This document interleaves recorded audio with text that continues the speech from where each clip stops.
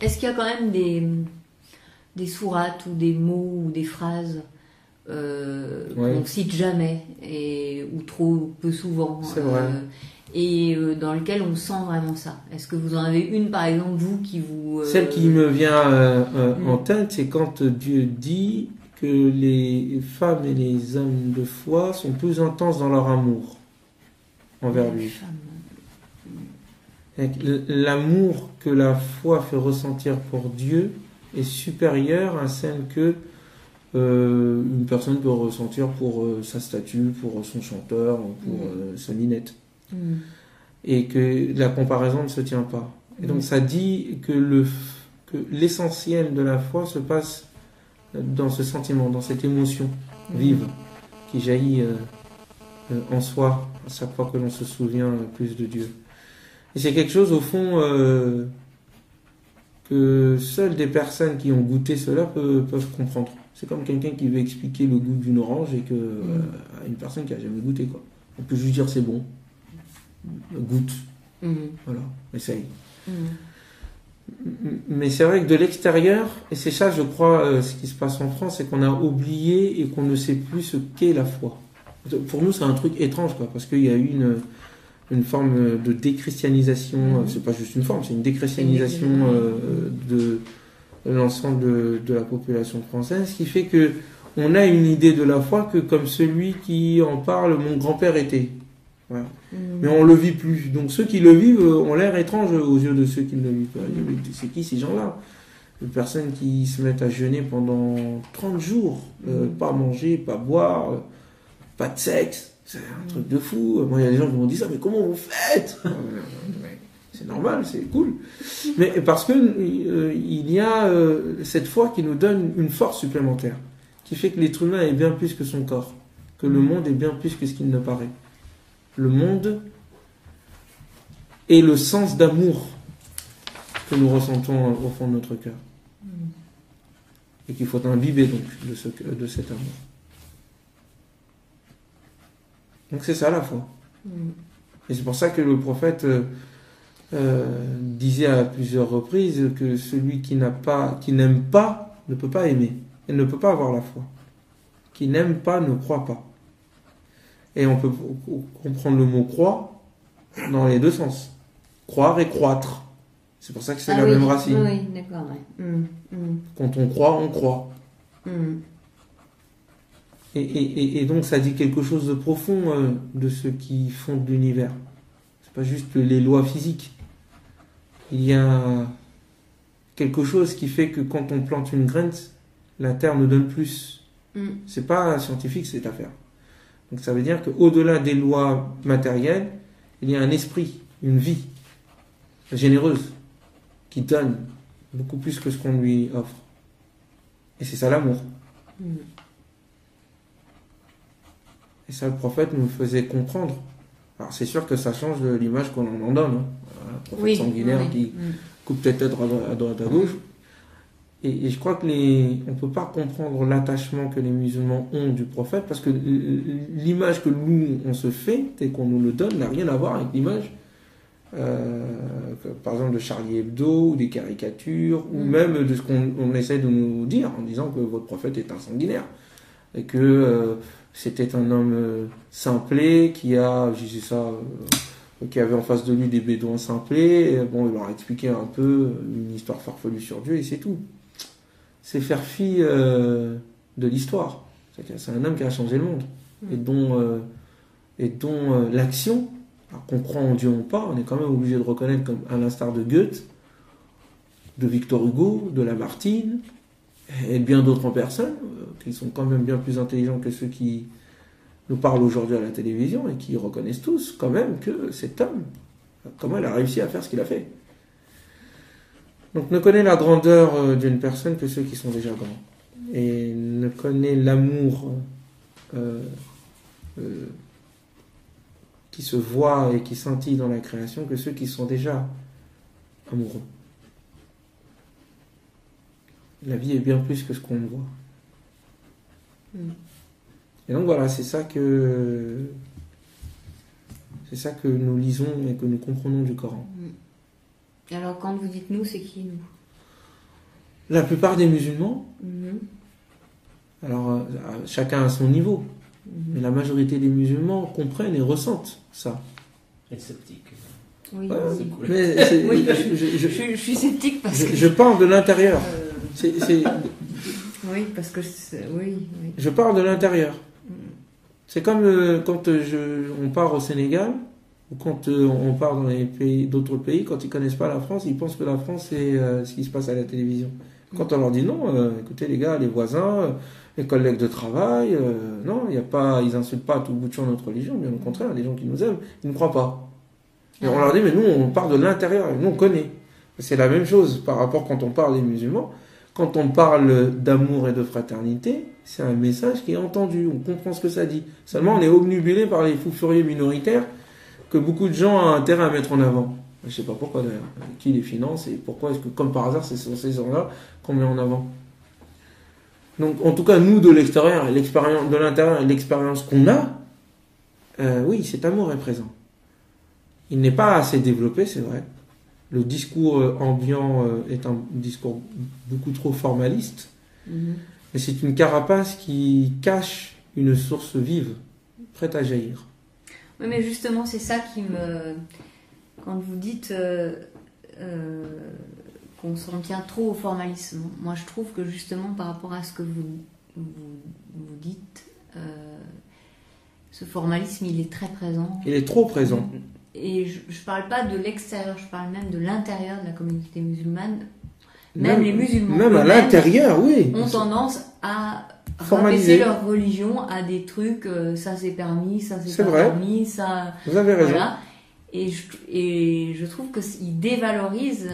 Vous avez raison. Quand vous parlez d'amour dans le Coran, par exemple, il y a toute la poésie aussi, il y a tout le rapport à la nature, il y a plein de choses qui existent. Le fait que l'univers est un signe. Voilà, toutes ces choses-là qui sont extrêmement, poétiques et remplies d'amour, parce que la poésie c'est de l'amour. C'est de l'amour avant tout. C'est quelque chose qu'on voit quand même très très très peu. C'est vrai, mais pourtant c'est présent. Alors il y a effectivement l'extérieur qui dit voilà, le prophète coupe des têtes à tout le monde et tout ça c'est l'extérieur, mais même à l'intérieur, je trouve que ce que vous dites, c'est un peu perdu ou. C'est perdu, mais c'est présent. C'est ce que j'essaie de dire. Voilà, c'est que dans le discours que je viens de tenir, ou ce que je tiens dans mes différentes conférences ou ailleurs, aucun musulman ne vient vous voir en vous disant écoutez, ça c'est pas religieux, qu'est-ce que tu racontes? On s'en rappelle, qu'on l'a oublié. Mais quand on dit tout le monde connaît ce fameux passage, ce fameux propos du prophète quand il dit il n'est pas croyant celui qui n'aime pas pour son frère, ce qu'il aime pour lui-même. Tout le monde connaît ça. Pas un seul musulman, en tout cas adulte, n'a jamais entendu ça. Pourtant, effectivement, c'est pas présent tout de suite. Et après, on s'en rappelle. Ah, c'est vrai, il a raison. Il a raison, oui, c'est quand même le cœur. Oui. Donc, la question maintenant, c'est au niveau de la manière dont on parle de Dieu et surtout de la foi. Que la foi, c'est plus que la religion. Oui. Et que souvent, la pression extérieure, la misère, les difficultés nous font oublier les choses essentielles, nous font vivre à la surface de nous-mêmes. Et qu'on a donc besoin à un moment donné de moments qui nous font souvenir le cœur même de la foi. La foi, c'est pas l'extérieur, d'abord et avant tout. Ouais. La foi, c'est le fait de sentir que Dieu, il est avec moi. Et ça, c'est personne qui peut l'imposer, c'est à l'intérieur. Oui, c'est à l'intérieur. C'est pour ça qu'il ne peut pas y avoir de contraintes en matière de religion. Et que ceux qui pensent qu'il faut contraindre quelqu'un à prier, ils n'ont rien compris. Puisque le cœur même de la religion, c'est le fait de croire en quelque chose qu'on ne voit pas, qu'on ne touche pas, qu'on ne sent pas. Mais pourtant, on sent quand même que c'est présent. Est-ce que c'est là? Oui, c'est là en latence. C'est ce que je voulais dire quand c'est absent, mais c'est présent. En latence, c'est là, c'est présent. On le voit dans les dons. Le fait que pendant le mois de Ramadan, on donne énormément. Le fait que c'est les moments où on se retrouve et qu'il y a beaucoup de chaleur. Dans les mosquées, il y a une atmosphère que les gens de l'extérieur ne peuvent pas saisir. Il suffit d'aller dans les pays musulmans, par exemple, pour voir qu'est-ce que c'est le Ramadan. C'est électrique. C'est un peu comme Noël en France. Quand c'est Noël, il y a une sorte d'ambiance, quoi. Alors que le pays est déchristianisé, mais à fond. Mais il y a quand même quelque chose qui se passe. Mais c'est la même chose, sauf que nous, ça dure 1 mois. Et les mosquées sont remplies, il y a de l'émotion, un peu trop d'ailleurs, je trouve, parce qu'il y a trop d'émotion, ça pleure dans tous les sens et tout. Les gars, faut un peu de retenue, quoi. Mais voilà, il y a de l'espoir, de l'envie, la conscience de ses erreurs, la nécessité, l'envie de se dire, bon, je vais être meilleur. Bon, après, on n'atteint pas forcément les objectifs, mais il y a de ça. Et je disais ça quand je faisais un blablacar avec un blablacar, une personne que je connais pas. Et donc ils ont su que je jeûnais, quoi. Donc ils ont vu, bon ben, je bois pas, je mange pas, ils ont deviné. Et après ils m'ont posé plein de questions et autres. Et ils me disaient, mais comment ça se fait que c'est dur quand même, c'est peut-être pas adapté à la situation. Et je leur dis, mais en quoi c'est pas adapté? Et puis j'aurais dit, mais la question de la foi, c'est quelque chose qui est tout le temps présent. C'est pas une question d'adaptation ou pas. Et ensuite, quand je leur ai dit, en fait, nous, on est heureux quand le ramadan vient, ils ne croyaient pas. Ils ne comprenaient pas ce que vous disiez, quand vous êtes heureux d'avoir faim. Et non, mais nous, c'est pas la faim, en fait, qu'on regarde. Il y a autre chose. C'est inexplicable. C'est une relation intime qui se crée à ce moment-là. Une atmosphère. Comment ça s'explique? Ça s'explique pas. Ça se vit. Donc voilà. C'est pour ça que je pense que par rapport aux problèmes qui sont les nôtres, je ne vais pas faire comme s'il n'y avait pas de problème. Qu'il y a de la haine alimentée, qu'il y a des scénarios de clash de civilisation que de part et d'autre on essaye de rendre réels. C'est justement parce que ça manque d'amour. C'est justement parce que ceux qui vivent ces choses-là se sont tus et ont laissé parler d'autres personnes. Et que il est de notre devoir que ce discours soit entendu. Comme il est bon que les journalistes, et je vous remercie de cette interview que vous m'accordez, puissent donner quand même voix à ce genre de discours. Il existe. Il existe. Et c'est pas un discours, parce que là, aussi, ils pensent que c'est un discours entre guillemets couscous jambon, les gens qui veulent faire plaisir, ils parlent d'amour pour faire plaisir aux autres. Et d'autres personnes estiment que d'ailleurs, pour parler d'amour, il faut moins prier, moins pratiquer. Non. Non, les deux ne sont pas antithétiques, bien au contraire. Et ça disqualifie le discours de fraternité et d'amour. D'un côté, on a des personnes qui vont vous parler d'amour, mais pour vous dire qu'au fond, l'islam, au fond, c'est la guerre. Mais moi, je suis un bon musulman. Mais un musulman qui pratique pas. Et donc, ça décrédibilise le discours auprès de la masse. En fait, quand quelqu'un parle d'amour, en fait, c'est comme les autres. Là. Il veut nous la faire à l'envers. Et puis, de l'autre côté, on estime que ceux qui sont les vrais pratiquants, ce sont ceux qui sont en camis, à la barbe, hirsute. Et c'est ces deux extrêmes qu'on nous présente à la télévision à chaque fois. Et on ne peut pas s'en sortir. Ces deux extrêmes ne représentent pas la majorité. La majorité, c'est celle qui, peut-être elle n'est pas très instruite, comme nos parents, mais qui nous ont enseigné l'importance du geste, le don, le fait de donner à la famille, d'être attentif aux autres. Moi, j'ai le souvenir de mon papa et de ma maman qui envoyaient de l'argent à leur mère et à leur père. Ils ne faisaient pas beaucoup de discours, mais ça, je l'ai vu. Et ils le faisaient au nom de l'islam. J'ai vu mon père ne jamais frauder. Jamais. Jamais de sa vie. Alors moi, je suis un fraudeur. J'étais un fraudeur professionnel avec la RATP. Jamais. Une fois, quand je me suis fait attraper l'amende, il a dit, mais quelqu'un qui a de l'honneur et qui a la foi, il fait pas ça. Mieux vaut aller marcher que de se faire arrêter et de se faire contrôler. Ça, c'est des enseignements forts, pas beaucoup de discours. Mais c'est clair. Quand vous avez votre maman, la première fois qu'elle vous voit depuis... j'étais parti un moment pendant 3 ans au Sénégal et je suis revenu, elle me voit. Le conseil qu'elle me donne, mais que j'oublierai jamais, c'est il faut que tu sois avec les gens tel un berger avec ses brebis. Il prend en compte chacune, selon son caractère. Ça parle. Ouais, elle a tiré ça de son enseignement, mais... Et ça, c'est pas exceptionnel. Des choses comme ça, on les voit dans nos familles. Seulement, c'est pas dit. Et le discours qu'on nous balance, c'est des discours qui viennent du bled. Et ça, certes, les associations et les responsables d'associations musulmanes ont leur part de responsabilité, mais l'État français aussi a sa part de responsabilité. L'État français ne veut pas entendre le discours que je suis en train de tenir. Elle veut pas. Elle préfère aller faire des contrats avec l'Arabie Saoudite. Tout en dénonçant le salafisme de l'Arabie Saoudite. Et après, on vient nous voir, on nous dit soyez clairs. Mais nous, on est très clairs. Moi, je ne fais pas de contrat avec l'Arabie Saoudite. Moi. Dommage pour vous. Ah, dommage pour moi, ouais. Ce serait très bien. Mais vous comprenez, donc il y a, pour moi, le discours extrémiste est entretenu, de part et d'autre. Et il y a des gens qui ont intérêt à que ça soit comme ça. Ça fait vendre des armes, ça permet de maintenir certaines politiques qui, en temps normal, faire une guerre civile dans le pays. Voilà. C'est une bonne guerre. Et puis, il y a des gens stupides aussi qui pensent que l'islam, c'est ça. Alors, Mimoun me disait que vous attachiez une grande importance au Coran, et au Coran, beaucoup, essentiellement, oui. Hormis tout ce qui a été écrit, rajouté ensuite, etc. Expliquez-moi ça, je trouve c'est... Alors, ça c'est un débat au sein de la communauté musulmane. Oui, ça mais crée de gros soucis, ouais. Ça me crée quelques soucis même. Oui. Valérie, tu es en train d'écouter les mains. Je m'en fous. Parce que... C'est mieux, je suis la 7e mosquée dedans.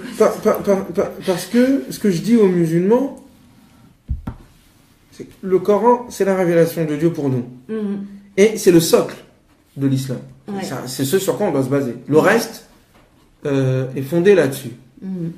Donc la référence ultime, c'est doit être le Coran. Ouais. Et c'est là où, en tout cas, on fait une distinction claire entre la parole de Mohammed sur lui la paix, ou la parole des prophètes, ou la parole de quiconque, avec celle de Dieu. Il n'y a pas de mélange. Et le mélange n'est pas possible, même matériellement parlant. Le discours est différent. Coranique, le style coranique, même un enfant, vous lui récitez une parole du prophète Mohammed et vous récitez le Coran, il fait la distinction. Ça c'est le Coran, ça c'est le prophète Mohammed. Donc ça c'est dû au style même du livre et comment il a été travaillé. Et donc moi ce que je dis aux musulmans, c'est si on s'en tient au Coran, tous les problèmes qu'on a, ça n'existe plus. Tous les débats qu'il y a entre les musulmans et la communauté française nationale, coraniquement, ne sont pas fondés. Que ça soit les affaires du halal, que ça soit je serre la main, pas la main, que ça soit même le voile. Ça c'est dur, les musulmans, quand on dit ça leur fait mal à la tête, ça. Mais non, les gars, c'est pas fondé. Faut qu'on ait un débat, faut qu'on revienne au texte. Et donc, ça fait mal au cœur des gens parce que, au fond, beaucoup d'idéologies à travers l'histoire, le sunnisme, le chiisme, l'ibadisme, tous les disputes qu'on a entre nous et qui font qu'on se crêpe le chignon, viennent pas du Coran, mais viennent pas du livre, et viennent après, des choses qu'on a rajoutées. Et ça vont je l'invente pas, dès le 3e, 2e siècle, il y avait des gens qui le disaient. On a inventé des hadiths, des propos qu'on a attribués au prophète. Ouais. Et donc, il y a eu un travail qui a été fait, mais ce travail, il n'est pas complet. Il y a encore plein de choses qui existent dans nos sources qui sont problématiques. Et des savants, d'ailleurs, le disent. Ils disent, non, ça, c'est pas... On ne sait pas si c'est des vrais ou des faux.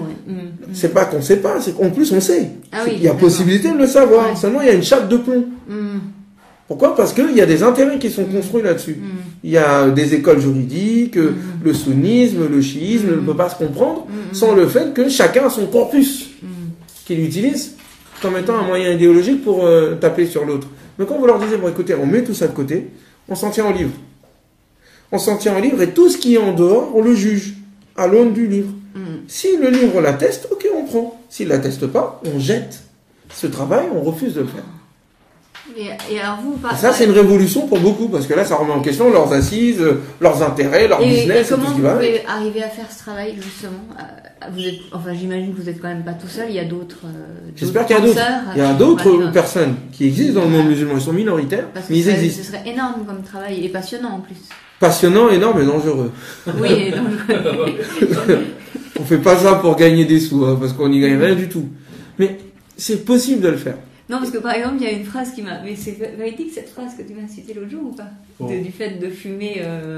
pendant le ramadan, ça crée des... énormément.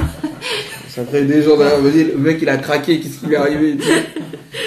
Mais oui, c'est un exemple. Mais c'est un exemple tellement parlant. Et tellement... Il n'y a rien qui dit que c'est interdit de fumer quand on... Moi, je fume pas de manière générale.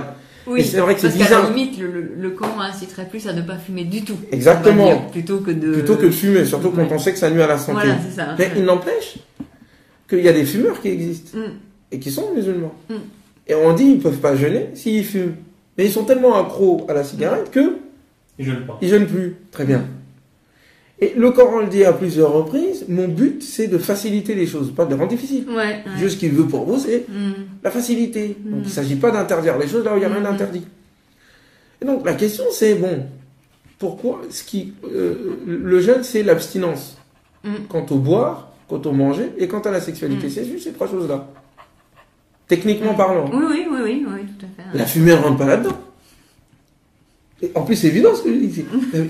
C'est pas écrit. Non. Il n'y a pas de fumée. C'est pas parce que tu as respiré une fumée que tu t'es rempli le gosier, quoi. Ça se saurait. Et donc, quand on va, les gens, il a raison. Et puis après, oui, mais non, mais selon, mais il cherche des trucs à droite à gauche. Je dis non, reviens au texte. Qu'est-ce qu'il dit? Le texte ne le dit pas. Donc arrête, c'est bon. Si toi tu décides de pas fumer, c'est tant mieux. Mais n'impose pas ton choix à tes élucubrations en les imposant, en disant c'est ça la religion. Et beaucoup de choses qui se passent aujourd'hui sont dues aux traditions et aux coutumes ancestrales qui n'ont aucun fondement. Aucun. Seulement, il y a une forme de terrorisme intellectuel qui fait que... Oui, et puis de prise de pouvoir. Exactement. Moi, un petit gars comme moi, ils vont dire, mais t'es qui toi? D'où tu viens? D'où t'as étudié? Bon, maintenant petit à petit, ils savent que j'ai étudié et que je sais de quoi je parle en plus. Mais, voilà, ils vont essayer de vous dire, voilà, mais il faut pas lui faire confiance et tout, etc. C'est un combat qu'il faut mener. Et on a des gens ici, ou comme vous aussi, ou d'autres personnes, parce que c'est pas que l'affaire des musulmans, ça. Les musulmans ont la première responsabilité, mais on a besoin de gens qui nous questionnent. C'est pour ça que... C'est vrai que c'est dur ce qui se passe quand même en France et en Europe. Mais derrière un mal, il peut y avoir un bien. Et je pense que c'est très bien parce que ça nous secoue tous. Oui. Ça nous pousse dans nos retranchements faut quand même pas à nous remettre en question. On n'est pas si... Enfin, je veux dire, par rapport aux pays musulmans, on n'est pas tellement embêtés quand même. On n'est pas embêtés, mais c'est dur ce qu'on vit. Je crois qu'on s'en rend pas compte. Ouais, mais par rapport à ce que vivent les... c'est sûr que par rapport au Rwanda ou en Syrie... En Syrie ou en Irak... Oui, on n'est pas en guerre civile. Mais quand vous êtes citoyen français, vous avez grandi ici, vous avez passé toute votre vie ici, et que 24 heures sur 24, on insulte votre religion à la télévision, ça fait bizarre. Que quand on est une femme musulmane, moi j'ai mes positions sur le voile, elles sont argumentées et autres. Mais je respecte le fait qu'une sœur pense de porter le voile. Mais qu'elle puisse se faire agresser, qu'elle perde son enfant. Ça est arrivé ça. Une femme se fait agresser parce qu'elle porte le voile, elle perd son enfant. C'est dur. Et que surtout la télévision où quand il s'agit de d'autres personnes, on sait comment ça se passe. Et puis quand il s'agit des musulmans, ça fait mal, c'est violent. Faut pas attendre la guerre civile pour quand même se sentir mal à l'aise en France. Et donc ce sont des choses qui font mal au cœur. Mais d'un autre côté, et c'est ça mon propos, c'est positif. Pourquoi? Parce que ça nous pousse dans nos retranchements. Parce que mine de rien, les musulmans, on a quand même la tête dure. On veut être fidèle à notre religion, et je pense que c'est une bonne chose. Mais cette fidélité, quand elle est aveugle, elle nous fait accrocher à des choses qui ne sont pas tenables. Et donc je crois que le regard...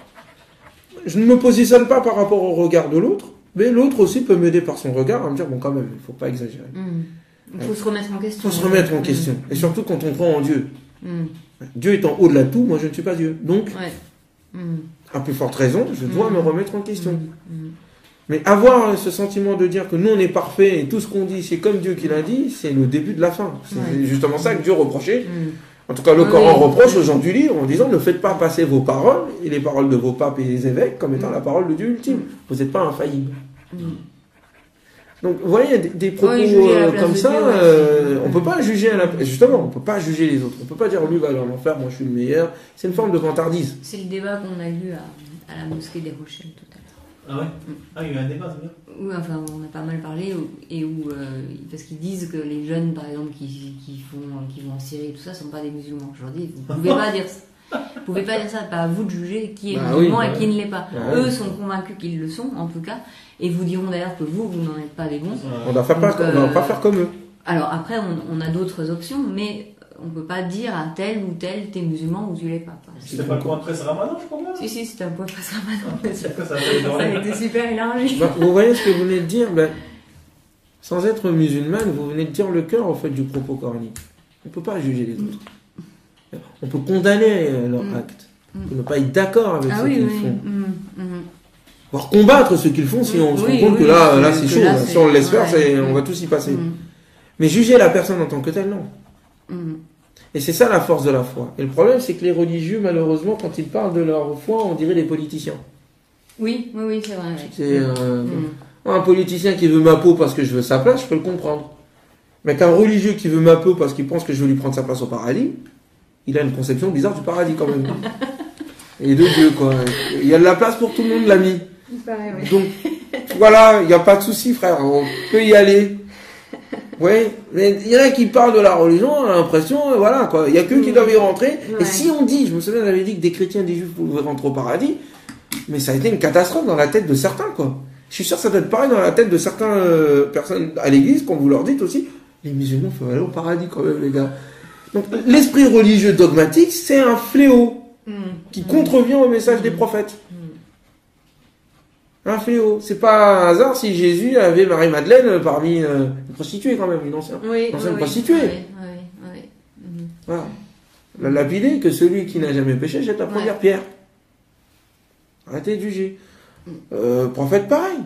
On ne juge pas les gens. Combien de fois il pardonne? Une personne est alcoolique. On sait tous très bien qu'en islam l'alcoolisme c'est pas bon. Très bien. Les gens l'insultent, ils le maudissent. Non, ne le maudissez pas. Pourquoi? Parce qu'il aime Dieu et son prophète. Vous voyez le défaut, moi je vois la qualité. Moi je vois derrière le... Je vois la qualité, il aime Dieu et son prophète, donc faut pas l'insulter. Donc voilà, et plein de choses comme ça, et c'est vrai que l'image, la mauvaise image que la religion a de manière générale est due aux religieux. Vraiment. C'est une catastrophe. Moi je pense qu'il y a beaucoup de religions qui n'ont pas la foi. Oui, bien sûr. Oui. Ils ont le qamis, la soutane, appelez ça comme vous voulez. Ouais. Mais vous regardez à l'intérieur, comme dirait Jésus, le cœur c'est une tombe, il n'y a rien dedans. Et c'est dommage parce que la foi c'est plus d'humanité, c'est pas moins d'humanité. Plus on est humain, plus on est proche de Dieu, même si on se rend pas compte que c'est Dieu. Et donc ça sous-entend, on doit interpeller même notre conception de Dieu. Moi je pense que les religieux, de manière générale, le monde, l'humanité a besoin d'une nouvelle conception de Dieu. De ne pas enfermer Dieu dans sa religion. La foi c'est au-delà de la croyance, c'est au-delà des religions. Les religions ce sont, à partir de la révélation d'un prophète, ce sont des transformations humaines, des interprétations.